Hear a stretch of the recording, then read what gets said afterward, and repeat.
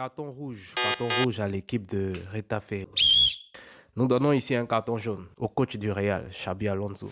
Par contre, les deux faits hyper importants et marquants ont été les deux cartons rouges de Retafe, provoqués par le même Vinicius. D'abord, Nyom qui remplace Kiko Femenia qui venait à quelques minutes de prendre un carton jaune. Donc, pour le mettre à l'abri, le coach décide de le faire sortir pour ne pas qu'il prenne un second jaune. Et il y a Nyom qui le remplace, qui arrive déjà tout gonflé. On sent déjà l'intention qu'il a en franchissant les pas du terrain. À peine une seconde de jeu, fait une faute. À vous de juger sur les images. Fait une faute de cette manière sur Vinicius. Carton rouge. Nyom a joué qu'une seule seconde dans ce match. Il s'est mangé un carton rouge directement dans les vestiaires. La VAR n'a même pas eu besoin d'intervenir sur cette action parce que l'arbitre avait déjà pris sa décision. C'était un carton rouge direct pour une faute d'anti-jeu. Par la suite, Alessandro Christ, toujours sur le même Vinicius, soit par frustration parce que juste après le carton rouge de Nyom, il y a eu le but de Kylian Mbappé. Le but, on en parle tout de suite.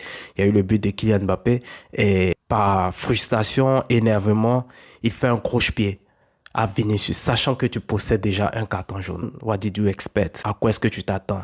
Logiquement, deuxième carton jaune, carton rouge pour San Chris. Et Retafe est en moins.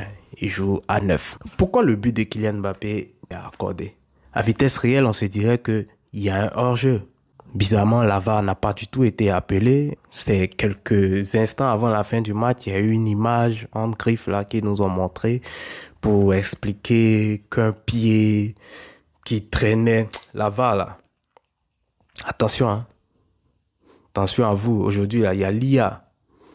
Voilà, vous pouvez nous sortir des choses comme ci, comme ça, parce que ça a pris du temps avant de montrer cette action. J'ai pas trop bien compris. Parce que là, à vitesse réelle, on se pose beaucoup de questions. Est-ce que ce but-là devrait être accordé? Est-ce qu'il n'y avait pas hors-jeu? Mais le temps que ça a pris pour ajuster les positions, là, les gars, attention.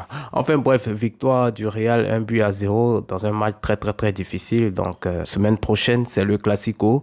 Les deux équipes sont en difficulté. On ne peut pas se prononcer sur ce Classico à venir, que ce soit le Real, que ce soit le Barça. Chacun connaît ses difficultés. Aucune équipe n'est actuellement supérieure ou en position de force, mais on peut dire selon les derniers matchs, les statistiques passées, que le Barça est un grand favori parce que ces derniers temps, c'est le Barça qui l'emporte sur le Real. On verra bien ce que Xavi va proposer et comment ce Classico va se passer. Nous avons tous hâte.